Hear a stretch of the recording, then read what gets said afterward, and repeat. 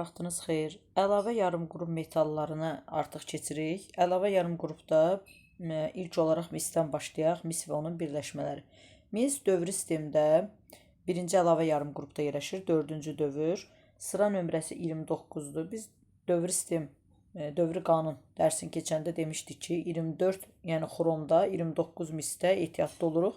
Çünki orada sıçrayış olur, yəni S-dən D-yə hoppanmaq olur. Ona görə misin sıra konfigurasiyasını yazanda 1S2, 2S2, 2P6, 3S2, 3P6, sonra 3 dəni saxlayırdıq, birinci 4S yazırdıq. Dedik, burada da sıçrayış olur. Onda burada 1, burada 10 olacaq. Dıynasını toplayanda 11 olanda deyirdik, birinci əlavə yarım qrup olur. Dördüncü dövr birinci əlavə yarım qrupda yerləşir.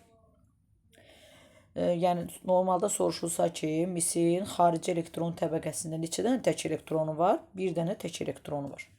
Sonra gəldik misin təbiətdə tapılmasına. Mis passiv metaldır. Təbiətdə sərbəst şəkildə tapılır, külçələr şəklində və həm də birləşmələr şəklində tapılır. Bəs hansı birləşmələri var? Kuprum 2S mis parıltısıdır. Mis parıltısı. Kuprum 2O kupritdir.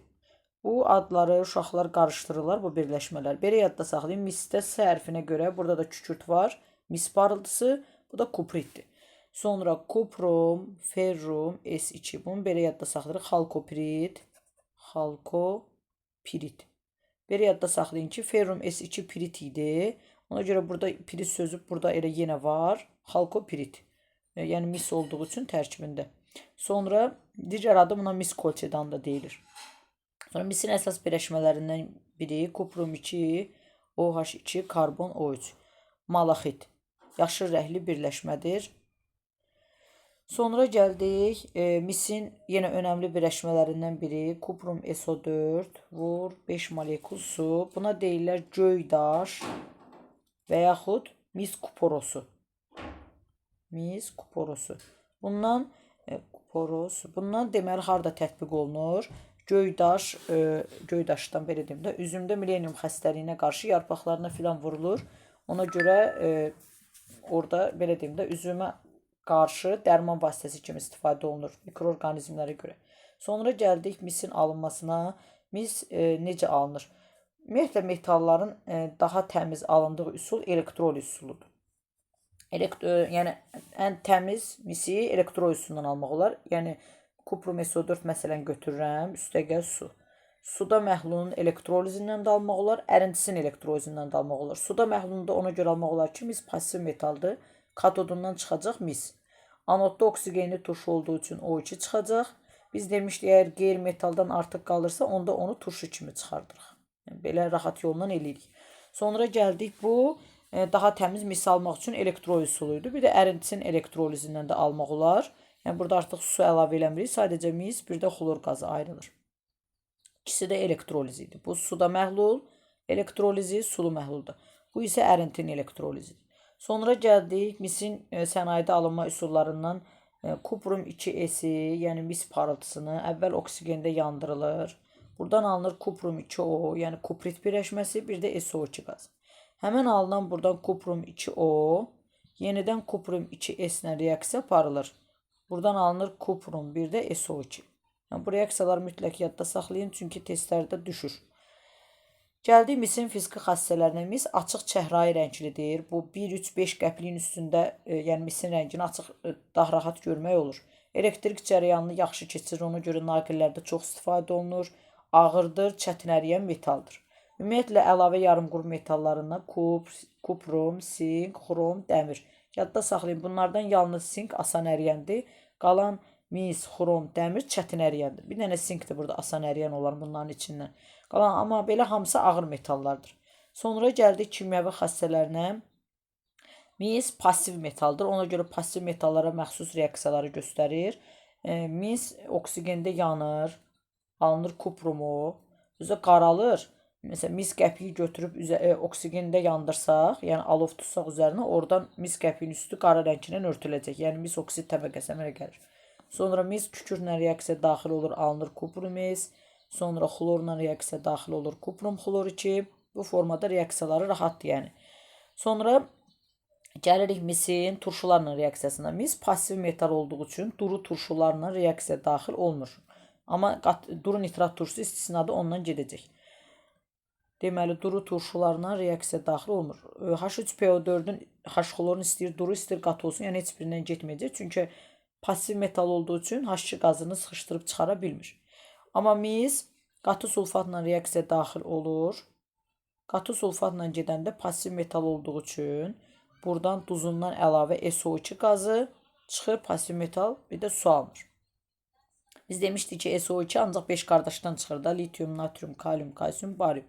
Qalan metallardan SO2 qazı çıxır. Sonra gəldik, biz duru nitrat turşusuna reaksiya daxil olanda biz demişdik ki, pasiv metalların duru nitrat turşusundan verdiyi qaz olurdu NO qaz. Burada dur olmalıdır, üzr istəyirəm. Bir də su. Qatı nitrat turşusundan reaksiya daxil olanda isə qatı. Buradan alınır yenə duzu. Pasiv metallar qatı nitrat turşusunda verir NO2, bir də su. Sonra biz paslanır, paslanmağa qarşı, yəni paslanma reaksiyası belə deyək, belədir. Biz havanın oksigeni, karbon qazı su ilə reaksiya daxil olur. Həm də bu malaxitin alınmasıdır. Buradan alınır kuprum 2, OH2, karbon O3. Yəni 4 dənə mürəkkəb maddə və bəsis maddələrin birləşməsindən malaxit alınır. Bu malaxitin parçalanmasından da yenə eynən bu maddələr alınır. Ya parçalanmasından da bəzən salır, birləşməsi də belə salır. Sonra gəldik misin tətbiqinə. Mis elektrik naqillərinin hazırlanmasında istifadə olunur. Dedik kuprum SO4 vurub 5 molekul suda miledium xəstəliyinə qarşı üzüm meyvəsində istifadə olunur. Sonra çox atomlu spirtlərin təyini üçün istifadə olunur. Kuprum 2 müsbət necə təyin olunur? Elə kuprum 2 müsbətdə, kuprum 1 müsbətdə. Bunlar OH mənfi ilə təyin olunur. Kuprum OH2 göy rəngli çöküntüdür. Kuprum OH isə sarı rəngli çöküntüdür. Sonra mis 1-də kükürlə təyin olunur. Yəni S2 mənfi ilə, kuprum S də qara rəngli çöküntüdür. Bu da mis ionlarının təyinidir. Kükürlə, bir də OH-la təyin olunur. Sonra gəlirik, mis haqqında bu qədər. İndi keçirik sink və onun birləşmələrinə. Sink dövrü sistemdə sıra nömrəsi 30-dur. Konfigurasiyası yazsa axırı belə bitir. 4S2, 3D+10. D ilə S-i toplayanda 12 eləyəndə demişdik olurdu. İkinci əlavə yarım qrup, dördüncü dövr.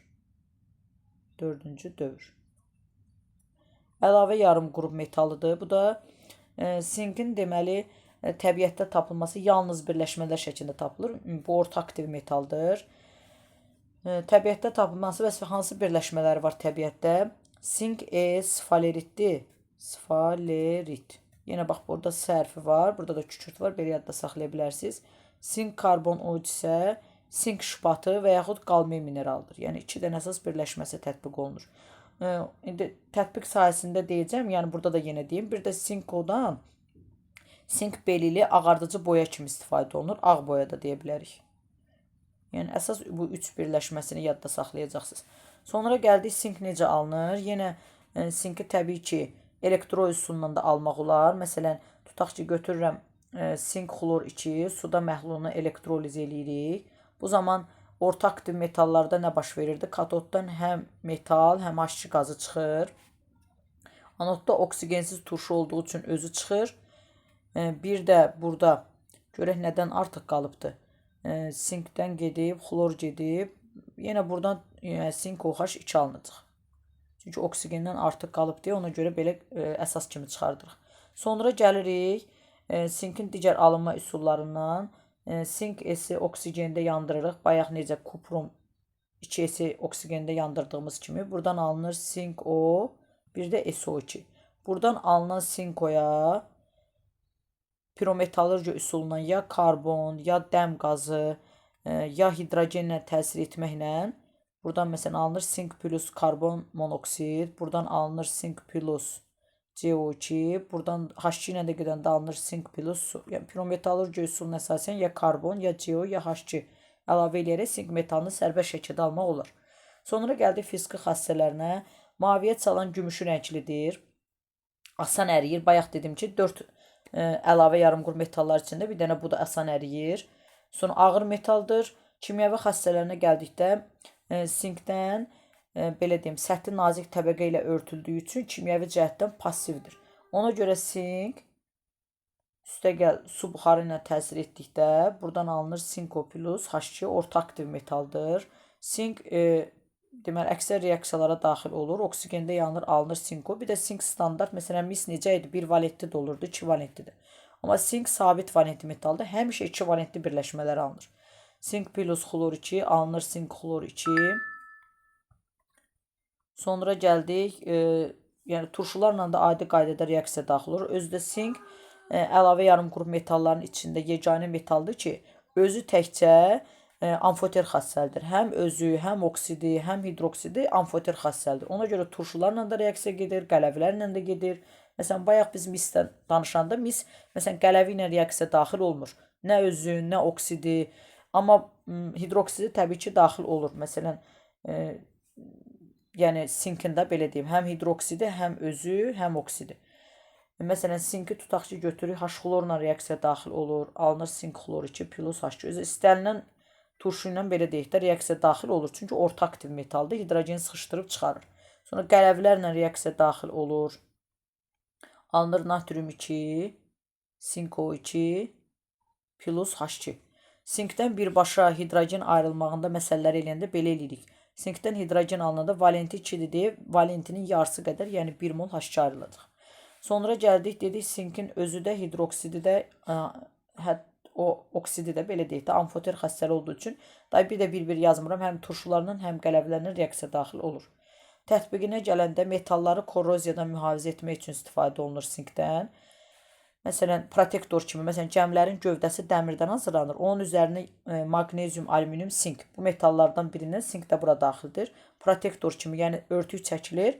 Bu zaman elə bir orada gəminin gövdəsini dəmiri, sink metalı qoruyur. Sonra o dağıldıqca təzədən yenidən o örtükdən istifadə olunaraq dəmir lövhə hər dəfə qorunur. Sink deməli ərintilər əmələ gətirir. Məsələn, sink üstəgəl mis bürünc ərintisini əmələ gətirir. Bu tunç bürünc eşitmisiniz yəqin ki, həmən o bürüncdür. Sonra gəldik, sink necə təyin olunur? Digər əlavə yarım qrup metallar kimi bu da OH ilə təyin olunur. Sink xlor 2, məsələn, üzərinə qələvi ilə təsir edirik. Buradan alınır sink OH2 plus natrium xlor. Bu sink OH2 də ağ rəngli çöküntüdür. Sink OH2 qayıdıb amfoter xassəli olduğu üçün əgər artıq miqdarda qələvi götürsək, onda qayıdıb artıq miqdarda qələvi əlavə elədiyi üçün yenidən onda həll olur. Buradan alınır natrium 2 sink O2, duzu da alına bilər və yaxud kalium 2, üzr istəyirəm, natrium 2 sink OH4 kompleks birləşməsi də alına bilər.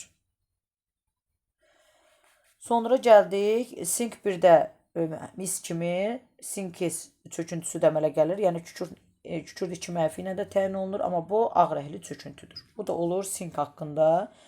Sonra gəldik, xrom və onun birləşmələri haqqında danışaq. Xrom da yenə əlavə yarım qrup metallarla da sıra nömrəsi 24-dür. Burada da ehtiyatlı olursunuz.